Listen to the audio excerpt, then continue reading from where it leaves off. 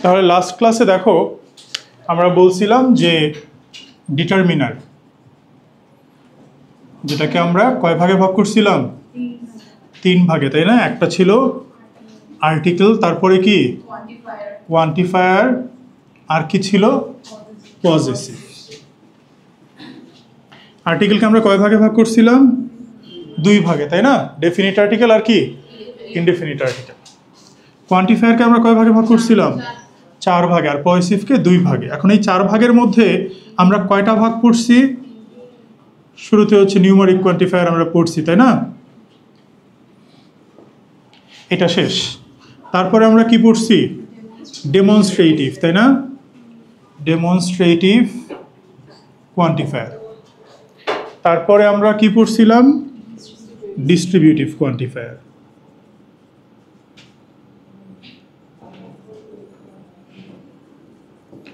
আর লাস্টে হচ্ছে তোমার আমাদের আসবে ইনডিফিনিট কোয়ান্টিফায়ার।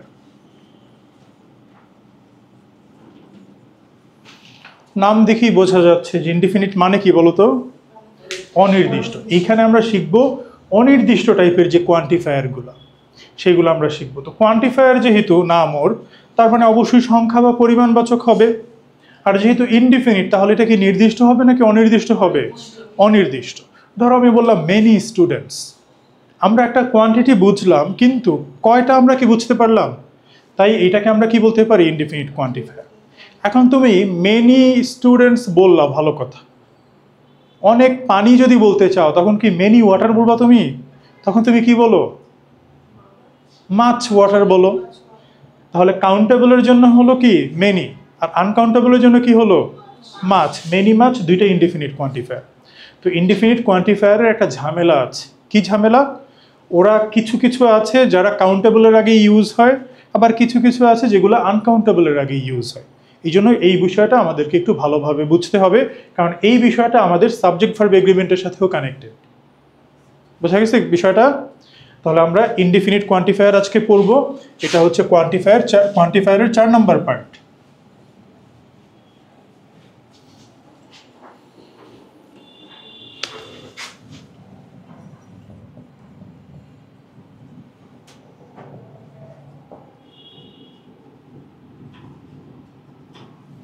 ইনডিফিনিট কোয়ান্টিফায়ার আমরা ফার্স্টে লিখি বিফোর কাউন্টেবল,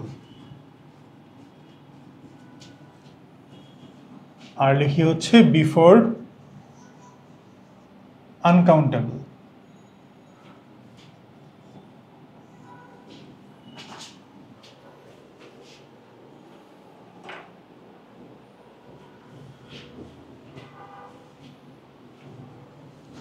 ধরো এ সিঙ্গেল, এটা একটা ইনডিফিনিট কোয়ান্টিফায়ার হিসেবে ধরা হয়। কিরকম? আমরা প্রায়ই বলি না, give me a single moment.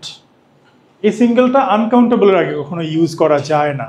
কখনো বলতে পারবা give me a single water? এরকম বলা যায়? বলা যায় না। তার মানে এটা এইখানে ইউজ হয়, এইখানে কোনো কিছু ইউজ হয় না, এইটার জন্য। তারপরে ধরো হচ্ছে আমরা মেনি, তারপরে হচ্ছে মেনি এ বা মেনি অ্যান, এগুলো ইউজ করি। মেনির পরিবর্তে আমরা আনকাউন্টেবলে কি ইউজ করি বলো তো? মাছ। তাহলে মাছটা আমরা এইখানে লিখি।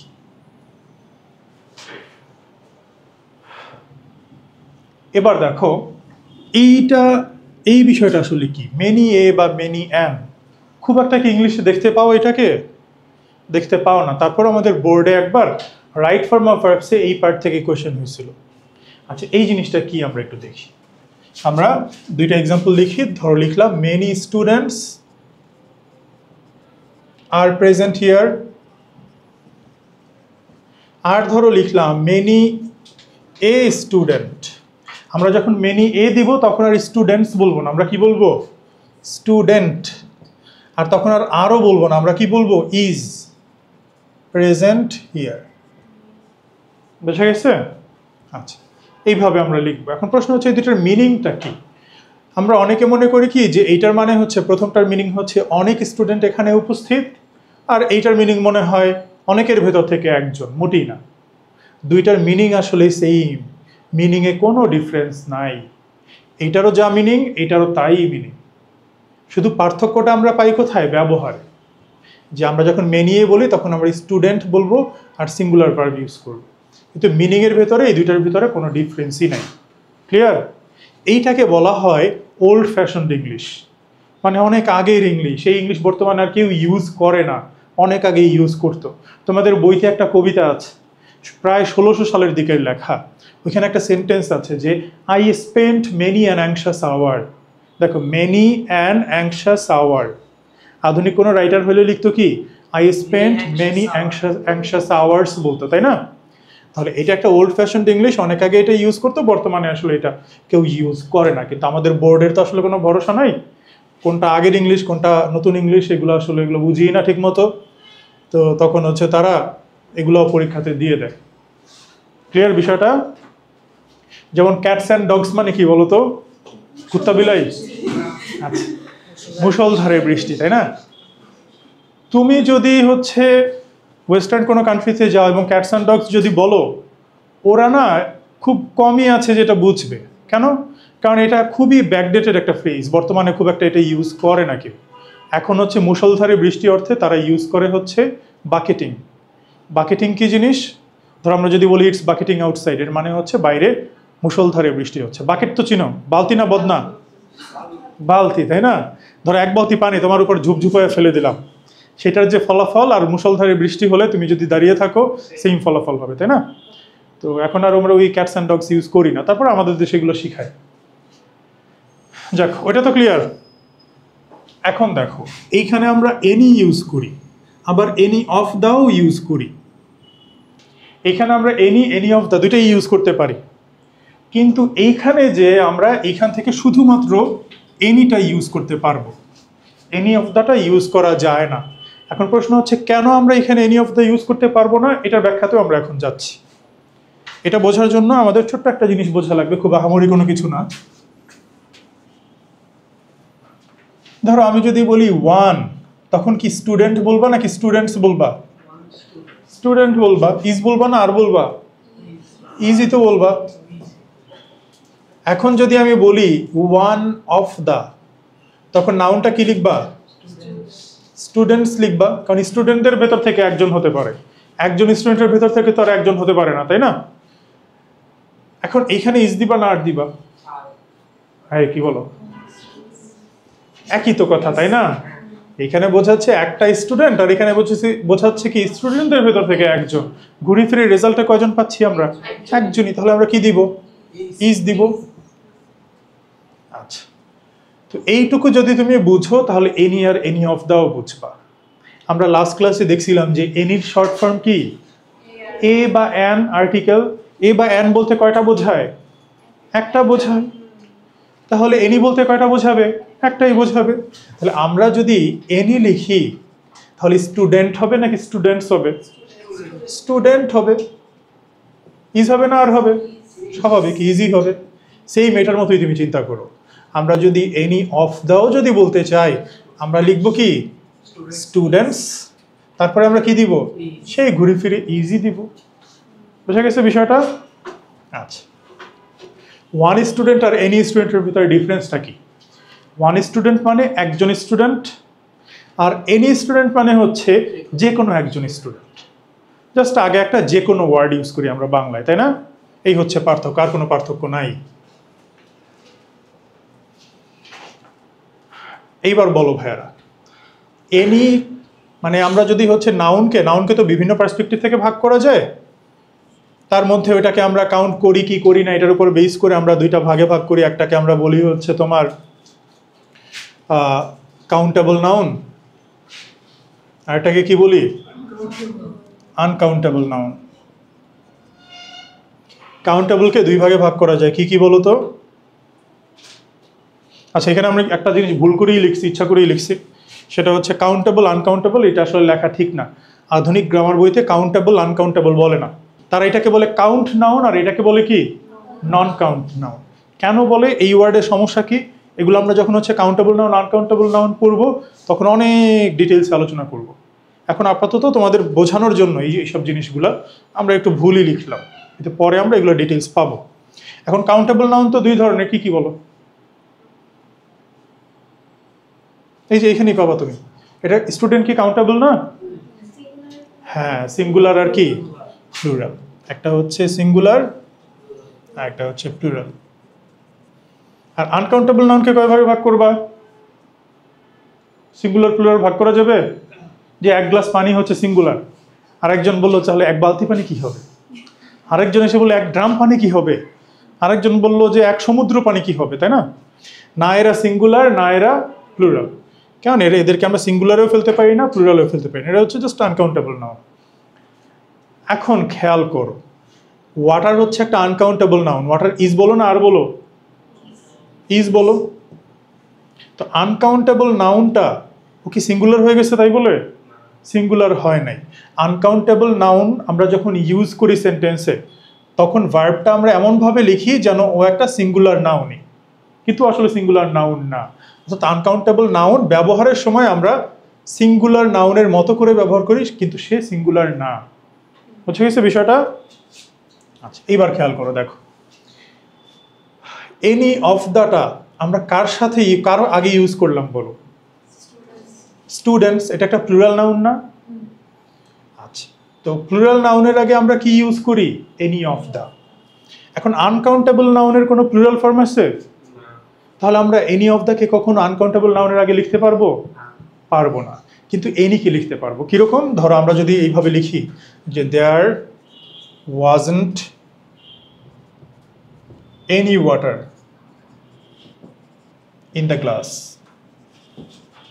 দেখো এই যে আনকাউন্টেবলের আগে আমরা কি এনি ইউজ করলাম না?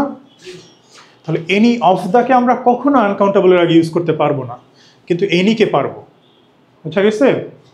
এই টাইপের জিনিসগুলো সেন্টেন্স কারেকশনে আসে প্রচুর, যে বলবে যে নিচে কোন সেন্টেন্সটা কারেক্ট।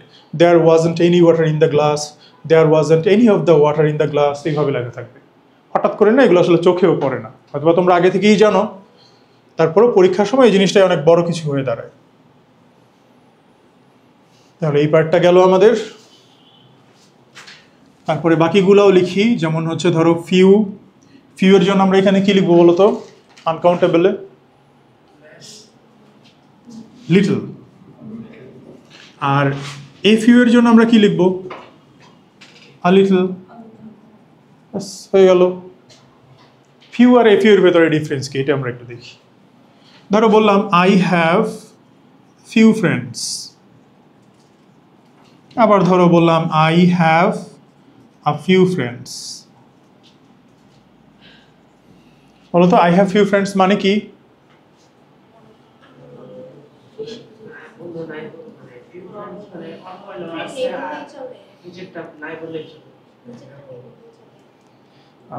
প্যাচ লাগিয়ে ফেলতেছে। আচ্ছা, তো দেখো ফিউ মানে হচ্ছে অলমোস্ট নাই। বোঝা গেছে? প্রায় না, আমরা এইভাবে লিখি প্রায় নেই। যে আমার বন্ধু বান্ধব নেই বললেই চলে। আর এফিউ মানে কি? এফিউ মানে হচ্ছে তোমার অল্প। তাহলে এটা দিয়ে কি বোঝাচ্ছে? আমার অল্প কিছু বন্ধু আছে। এটা হচ্ছে আমার প্রায় বন্ধু নেই বললেই চলে। আর এটা কি? আমার অল্প বন্ধু আছে। এবার বলো তো ভাইয়ারা, কোনটা নেগেটিভ তাহলে? উপরেরটা। আর অ্যাফার্মেটিভ কোনটা? এইটা। এটা অনেকের প্যাচ লাগে, একটু আগে তোমরা প্যাচ লাগাইছ। এটা মনে রাখার একটা ওয়ে কি জানো? এই যে দেখো এ ফর অ্যাফার্মেটিভ, এখানে এ লেখা আছে তাহলে এটা অ্যাফার্মেটিভ, আর এখানে এ নাই তাহলে এটা কি হবে? নেগেটিভ হবে। আর প্যাচ লাগাইও না এগুলো পরীক্ষাতে। আমি যদি বলি there is little water in the glass, মানে কি? গ্লাসে পানি নেই বললেই চলে। আর there is a little water in the glass মানে কি হবে? গ্লাসে অল্প কিছু পানি আছে। বুঝছো ডিফারেন্সটা?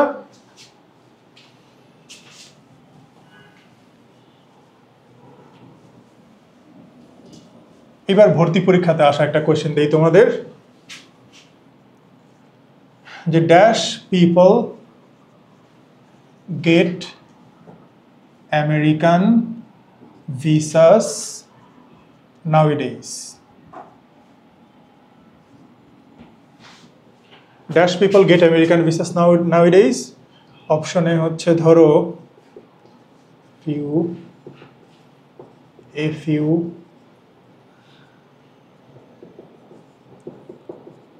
fewer, a little.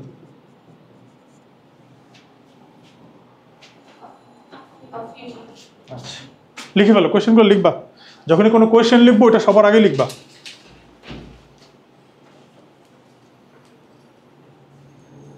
তো দেখো, এই যে প্রশ্নটা আসলো, dash people get American visas nowadays, আমি একটু ভোটাভুটি করি। ওয়ানের পক্ষে কারা কারা আছে যে ভাইয়া ফিউ হবে? কয়জন? 3 জন। তুমি কি পক্ষে না বিপক্ষে? শাহবাগী। তারপরে দেখো 2 এর পক্ষে কারা কারা? আচ্ছা, তারপরে 3 এর পক্ষে কারা কারা? কেউ না, এবং এটাই অ্যান্সার। তুমি ভাববাও না, মানে যেটা ভাববা না সেটাই দেখবে অ্যান্সার, আবার সেইটা ভেবে যদি ওইটা অ্যান্সার দিতে যাও তাহলে দেখবা ভুল। তার মানে তোমার জেনেই হচ্ছে দেখানো লাগবে। আচ্ছা, ফিউ আর কেন হলো না? ফিউ এর কম্পারেটিভ ফর্ম কি? ফিউয়ার। আর সুপারলেটিভ ফর্ম কি? ফিউয়েস্ট। আমাদের ছোটবেলায় কম্পারেটিভ সেন্টেন্স পড়ানোর সময় পড়া হয়েছে, তাই না? কম্পারেটিভ সেন্টেন্সের বৈশিষ্ট্য, সেন্টেন্সের মাঝে দ্যান থাকবে, তাই না? এই জন্য আমরা দ্যান ছাড়া কম্পারেটিভ সেন্টেন্স চিন্তাও করতে পারি না। এখন কম্পারেটিভ সেন্টেন্স আসলে দ্যানের সাথে কানেক্টেড না, যে কোনোভাবে যদি কম্পেয়ার করা বোঝায় তাহলে এটা কম্পারেটিভ সেন্টেন্স।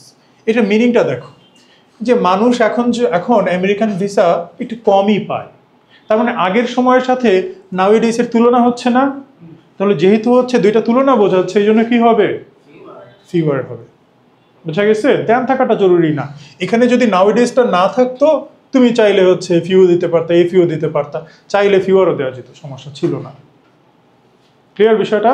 এই ধরনের কোয়েশ্চেন আমি কিভাবে সলভ করতাম জানো? ধরো আমার টিচার আমাকে পড়ায়নি, আমার টিচার আসলে পড়ায়নি, কেন আমি এগুলো কি করতাম জানো? যে ফিউ তো হচ্ছে, ফিউয়ারও তো হচ্ছে, এটা তো জীবনেও হবে না, তাই না? আচ্ছা, তাহলে এটা বা, যেহেতু দুটাই হচ্ছে তার মানে দুইটার একটাও হবে না, বাকি রইলো এইটা, তাহলে এটাই অ্যান্সার। কেন এইভাবে অ্যান্সার করে আসতাম। তো সব সময় না তুমি জেনে অ্যান্সার করবা না, কিছু জিনিস আছে না জেনেও অ্যান্সার করা যায়। তো এরকম না জেনেও অ্যান্সার করবা যদি দরকার হয় আর কি। তবে এখন তো আমি শিখাই দিলাম, এখন হচ্ছে জেনে জেনেই অ্যান্সার করবা। তাহলে আমরা একটু এই জিনিসটা একটু লিখে ফেলি, যে ফিউয়ার, তারপরে ধরো হচ্ছে ফিউয়েস্ট, আর এখানে লিটলের কম্পারেটিভ ফর্ম কি? লিটল আর কি হবে বলো তো? এটা লেস বা হচ্ছে লিস্ট। তারপরে এইখানে লেখা হচ্ছে এ নাম্বার অফ, এটার জন্য আমরা এখানে কি লিখতে পারি? An amount of. এখানে আমরা লিখবো দ্য নাম্বার অফ। এখানে আমরা এটার জন্য কি দিব? The amount of. এইখানে আমরা সেভারাল লিখি, সেভারালের জন্য এখানে কিছু নাই। এখানে আমরা ওয়ান অফ দাও লিখি, ওয়ান অফ দার জন্য ওইখানে কিছু নাই। ওয়ান অফ দা কিন্তু ডিস্ট্রিবিউটিভও ছিল, তাই না? এগুলো একটু বিতর্কিত জিনিস, কেউ বলে ইনডিফিনিট, কেউ বলে হচ্ছে ডিস্ট্রিবিউটিভ। তো বিতর্কিত জিনিস পরীক্ষাতে খুব একটা আসে না, ওটা নিয়ে তোমাদের চিন্তা করার কোনো কারণ নাই। তো লিখছো এতটুকু। এখন এখানে আরো কিছু অ্যাড হবে, সেটা হচ্ছে এ গুড ডিল অফ, তারপর হচ্ছে এ গ্রেট ডিল অফ। এটা দিয়ে বোঝায় হচ্ছে একটা বড় পরিমাণ আর কি, ভালো অ্যামাউন্ট বোঝায়।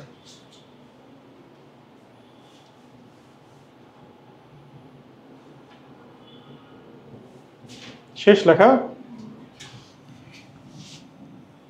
এবার কিছু কিছু ইনডিফিনিট কোয়ান্টিফায়ার আছে যারা কাউন্টেবল আনকাউন্টেবল দুই ক্ষেত্রেই ইউজ হয়। যেমন ধরো সাম, সামটা আমরা কাউন্টেবলও ইউজ করতে পারি, আনকাউন্টেবলও ইউজ করতে পারি।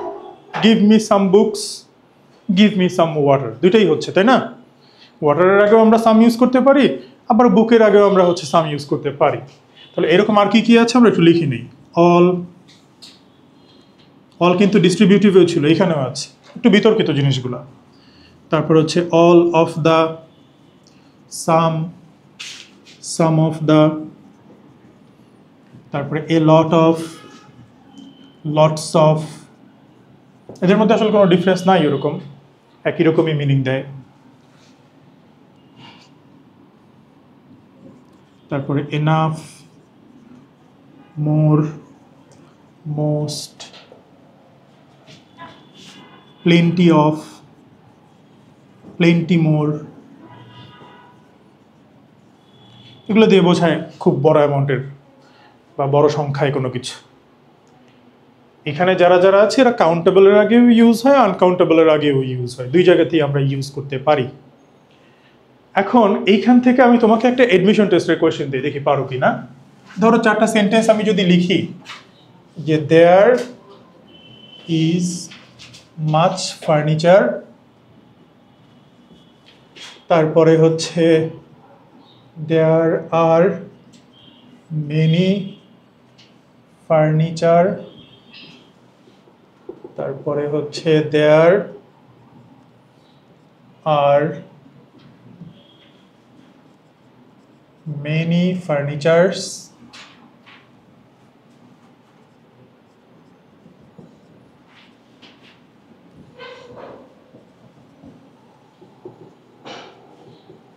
তারপরে হচ্ছে দেয়ার ইজ মেনি ফার্নিচার। এরকম 4টা সেন্টেন্স দিয়ে বলছিল যে নিচের কোন সেন্টেন্সটা কারেক্ট। বলতো ভাইয়েরা কোনটা কারেক্ট? আচ্ছা আমি ভোটাভুটি করি একটু। ফার্স্ট এটার পক্ষে কারা কারা যে প্রথমটা কারেক্ট হবে? প্রথমটাই কারেক্ট। আচ্ছা যাক, তো এইটা কেন হবে? রিজন হচ্ছে ফার্নিচার হচ্ছে একটা আনকাউন্টেবল নাউন। প্রশ্ন হচ্ছে যে কেন? তুমি যদি আমাকে বাংলায় বলো যে ভাইয়া ফার্নিচার, আচ্ছা বলো তো ফার্নিচারের বাংলা কি? আসবাবপত্র। তুমি যদি আমাকে বলো যে ভাইয়া আসবাবপত্র কি কাউন্টেবল, আমি বলবো হ্যাঁ। কিন্তু তুমি যদি বলো কি ফার্নিচার কি কাউন্টেবল, আমি বলবো না। আমরা এখানে কি শিখতেছি বলো তো? ম্যাথ শিখতেছি নাকি ল্যাঙ্গুয়েজ শিখতেছি বলো? ম্যাথ হইলে সেক্ষেত্রে বিষয়টা আলাদা, কিন্তু এটা তো ল্যাঙ্গুয়েজ, তাই না? এক এক ল্যাঙ্গুয়েজ তো এক এক লজিক নিয়ে চলে। বাংলা একরকম লজিক নিয়ে চলে, ইংলিশ আরেক রকম লজিক নিয়ে চলে। তো বাংলার লজিকে হচ্ছে আসবাবপত্র অবশ্যই কাউন্টেবল, কিন্তু ইংলিশের লজিক অনুযায়ী ফার্নিচারটাকে ওরা কাউন্টেবল নাউন হিসেবে ধরে না। কেন ধরে না? ওদেরও যুক্তি আছে, আমাদের যেমন যুক্তি আছে ওদেরও যুক্তি আছে। ওদের যুক্তিটা কীরকম? এই রুমে কয়টা ফার্নিচার আছে একটু গুনো তো সবাই। সবাই নিজের অ্যান্সার দিবা, কারো দ্বারা ইনফ্লুয়েসড হয়ে দিবা না, একদম নিজের অ্যান্সার দাও, ইউনিক অ্যান্সার দাও। বলো এই রুমে কয়টা ফার্নিচার আছে?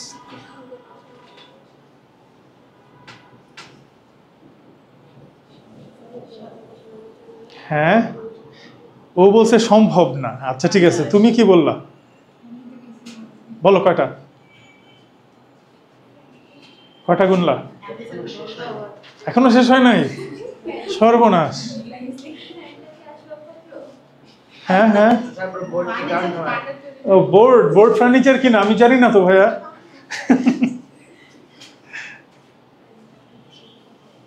বলো কয়টা? অ্যান্সার দাও। 30টা। তুমি কয়টা?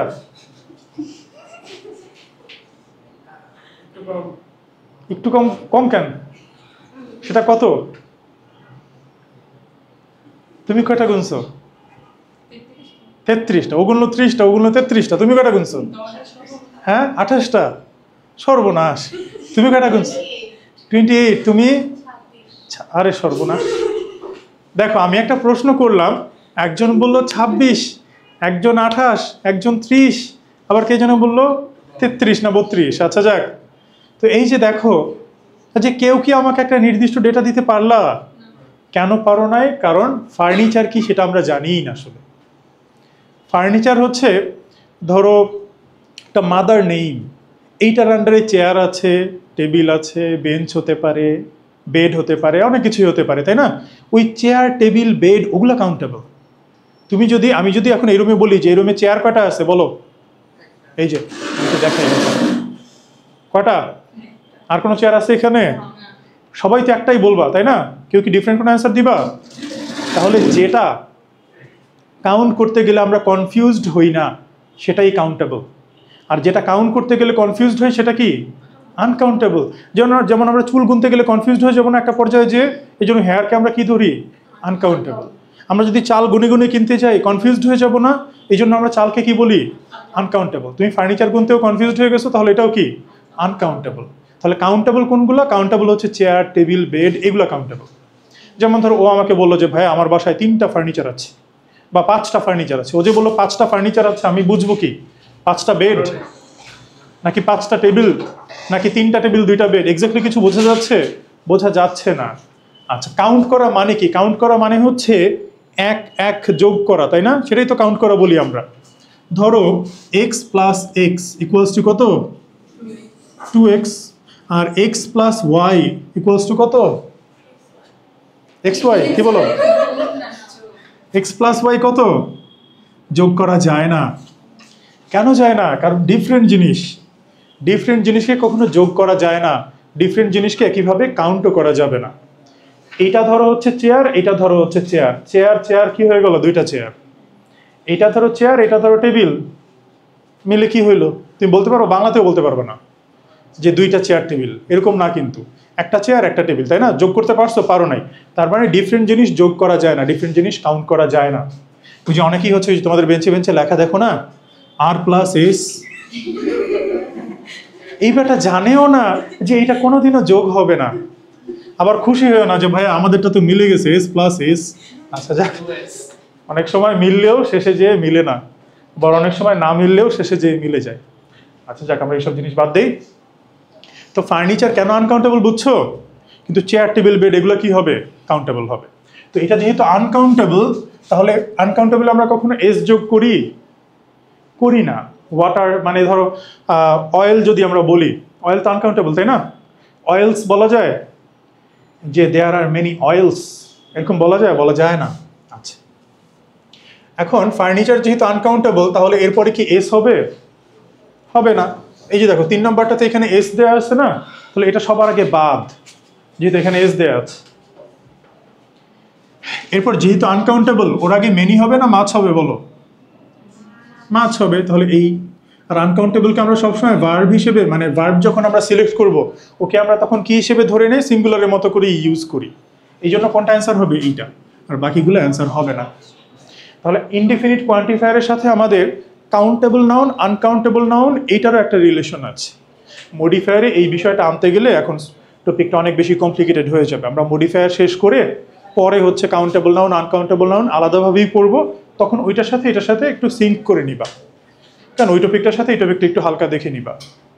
বোঝা গেছে বিষয়টা? এগুলোই হচ্ছে আমাদের ইনডিফিনিট কোয়ান্টিফায়ার। এখন এনাফ নিয়ে একটু ঝামেলা আছে, এনাফের বিষয়ে একটু বলি।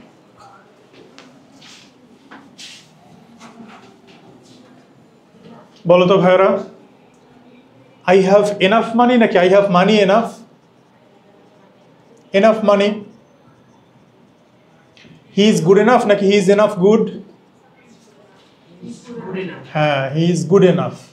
তো বিভিন্ন বইতে এরকম লেখে যে মানি হচ্ছে নাউন, নাউনের আগে এনাফ হয়, গুড হচ্ছে অ্যাডজেক্টিভ, অ্যাডজেক্টিভের পরে যে এনাফ হয়।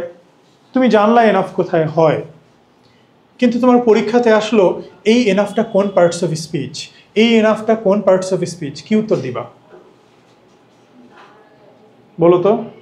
আগে না মানে আমি ডিটেলস পড়াইতে যেতাম, অনেক স্টুডেন্টই হচ্ছে বাধা দিত যে ভাই এত দরকার নাই, পরীক্ষায় তো এইগুলো আসে না, এতটুকুই তো আসে। একবার কি করছে, করোনার আগের ব্যাচ, যে আচ্ছা ঠিক আছে পড়ার মানে স্টুডেন্টরাই বলতেছে ভাই এত ডিটেলসে দরকার নাই, সিলেবাস শেষ হবে না, বলে আচ্ছা ঠিক আছে তাহলে বাদ দেই। ঠিক ওদের ব্যাচেই মেডিকেল এক্সামে আসছে যে এই এই সেন্টেন্স ছিল না, সেন্টেন্সটা একটু অন্যরকম ছিল, কিন্তু জায়গাটা এটাই ছিল।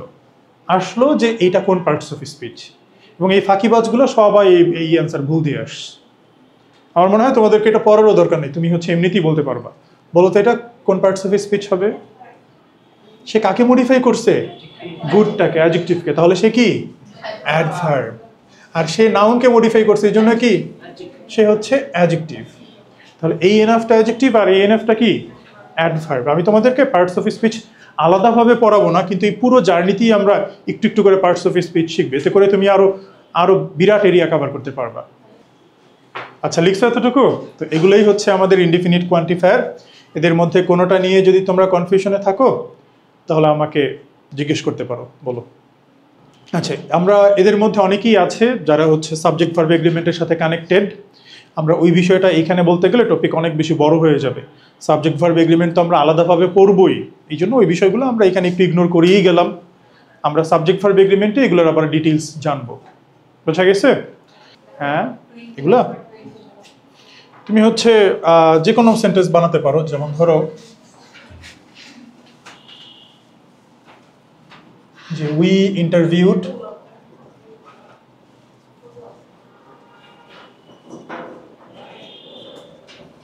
plenty more students